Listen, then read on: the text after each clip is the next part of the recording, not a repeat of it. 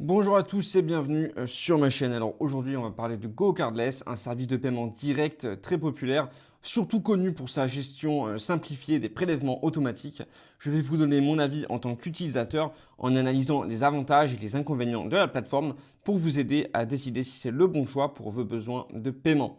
Alors on va décomposer ça en plusieurs points clés, donc reste avec moi jusqu'à la fin pour voir ma note globale sur ce service de paiement.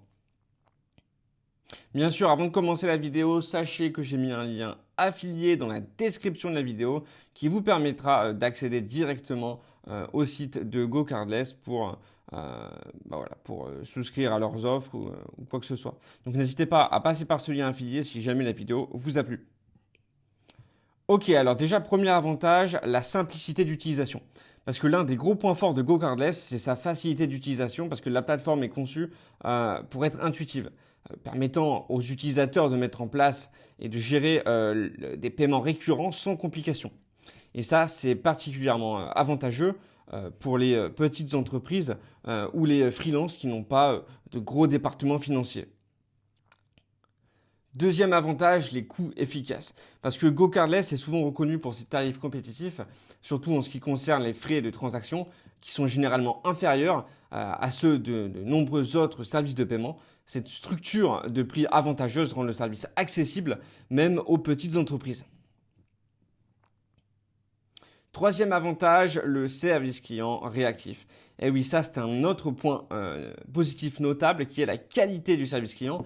Les utilisateurs apprécient particulièrement la rapidité et l'efficacité avec laquelle les problèmes sont résolus, ce qui est crucial pour maintenir la fluidité des opérations commerciales.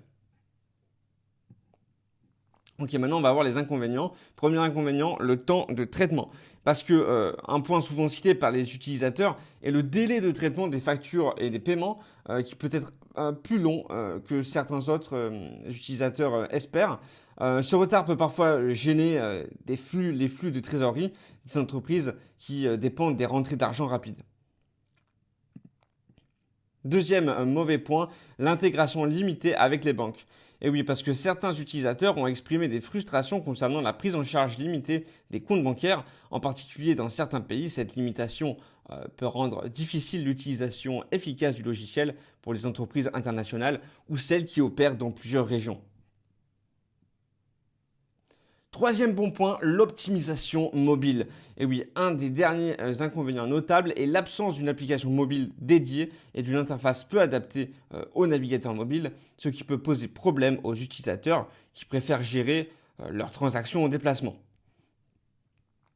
En résumé, GoCardless offre de nombreux avantages, notamment en termes de coût et de facilité d'utilisation, qui le rendent attrayant pour de nombreux utilisateurs, en particulier les petites entreprises. Cependant, les inconvénients tels que les délais de traitement et les limitations d'intégration bancaire peuvent être des points à considérer sérieusement.